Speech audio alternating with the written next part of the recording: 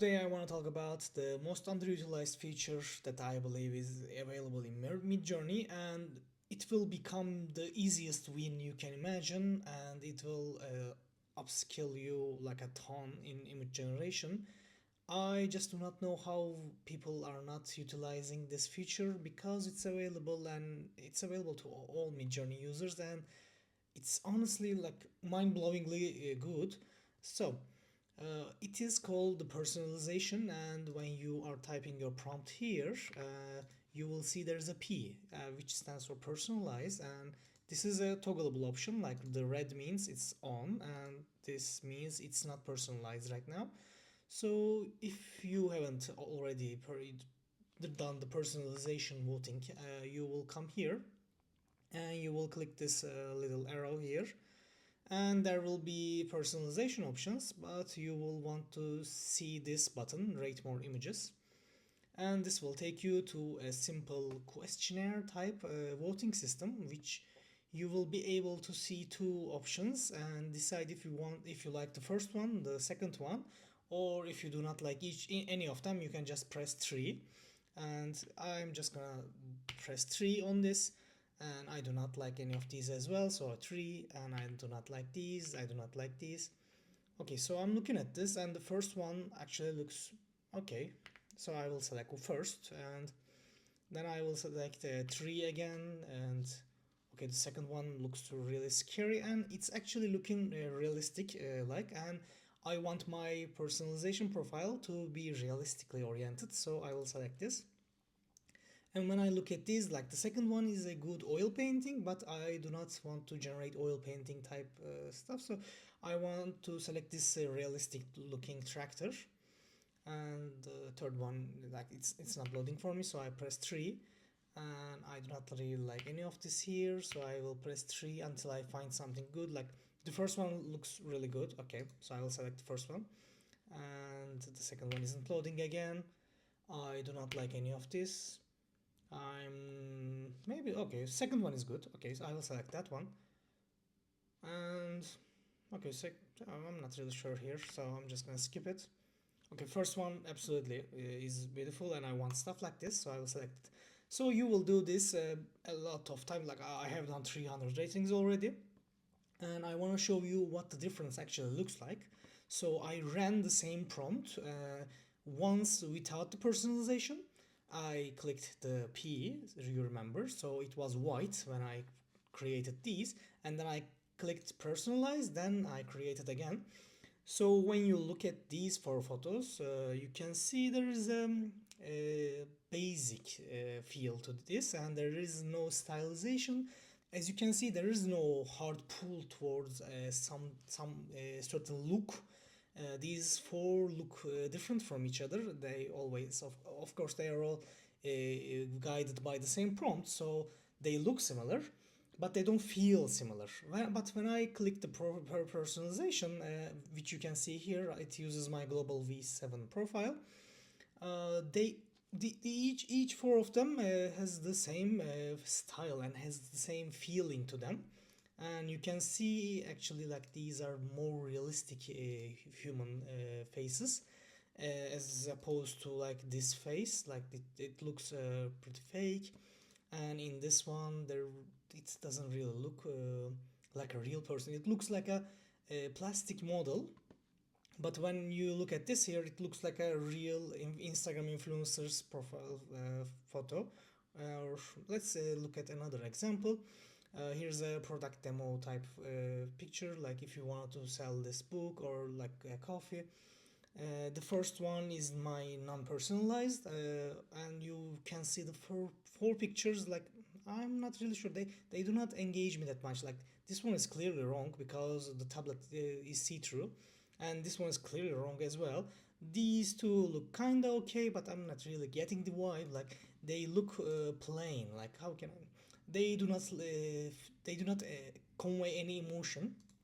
But when you look at this, which is created with my personalization profile, okay, this has this warm morning light, and this one has that also golden light as well, which looks amazing in product photos. This one was actually challenging because the first four are not personalized, but the prompt carries the photos very well, and you don't really see the difference. But when I use the profile, I get this picture and that picture. Okay, these two are a lot better than what's down there. So I like my personalization profile for realistic pictures. Maybe not so for the creative product photo shoots, but it works with realistic human faces, and a lot better than what Midjourney is getting from the prompts anyway. Then there's this Warhammer one, which I'm not really sure how much respect there is to the reality of what this character looks like in the books. But when I compare these four photos, I just like this one. Okay, this is the best one among them. But when I use my personalization profile, I get this image. Okay, yeah. Like the personalized version works a lot better than what the non-personalized version of the same prompt generated. Then there was this one. I was very interested with this outcome because there was a silver water bottle, white energy bar, green baseball cap on a grass background, flat lay style, studio lighting. Okay, so the prompt is very simple, but these four images are a lot different than each other. While my personalization profile came up with similar style images and kept the colors very close to each other, and I got my silver bottle on two of these images when I personalized. I got Chevrolet car logo, but I just wanted to write Chevrolet, and the non-personalized options are not at all what I want, so I just can't use them. And there's this again, the woman's face. Okay, so there's the oil skin product. We like these kind of photo shoots as well. They go well with like Instagram ads, or maybe if you are doing advertisement and you can just use one of these images and you can animate them in the in Midjourney again. Like you can animate these into videos, and they are surprisingly well looking videos, especially Midjourney's image generation works well. Okay, I'm just going on and on about, but okay. So I wanted to focus on the differences between the non-personalized version and the personalized version, and I believe it's something I have selected and favored in the questions I was getting, and it uses a lot of blemishes and skin differentiation, while in my personalization profile it uses a lot more a smoother skin, and it's a lot shiny, glossy.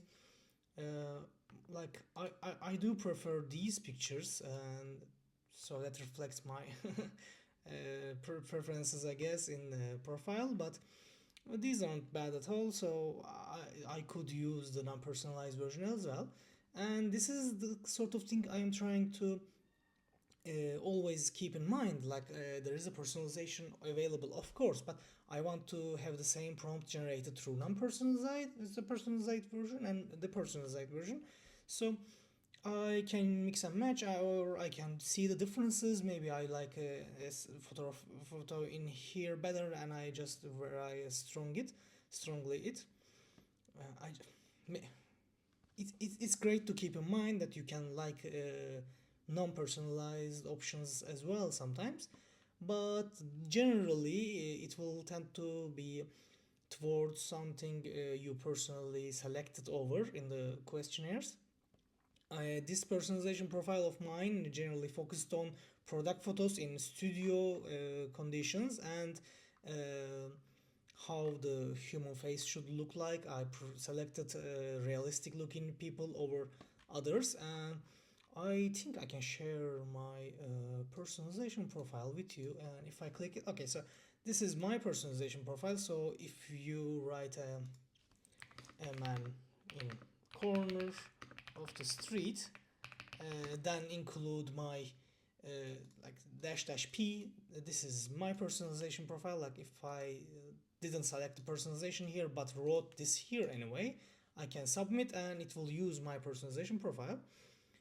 which is also a good thing to keep in mind because you can always go into the Explore tab, look at what people are doing. Like this is a interesting image. It's I think top of the month. Okay, yeah, this is the top of the month, but it has the profile written here, which you can click and see what profile it is. Then you can use a smooth shape of a letter B, and I'm using this person's profile instead of mine, so my personalization is not turned on, and I can submit this as well, and we will see. Okay, man in the corner of the street is also generated, and it uses my personalization profile, so these look realistic. Like not this one, but this one looks realistic, and this one is the shiny part of my personalization profile, which we also saw here, I think. And this one also looks realistic, and it has that golden morning sun effect that I like.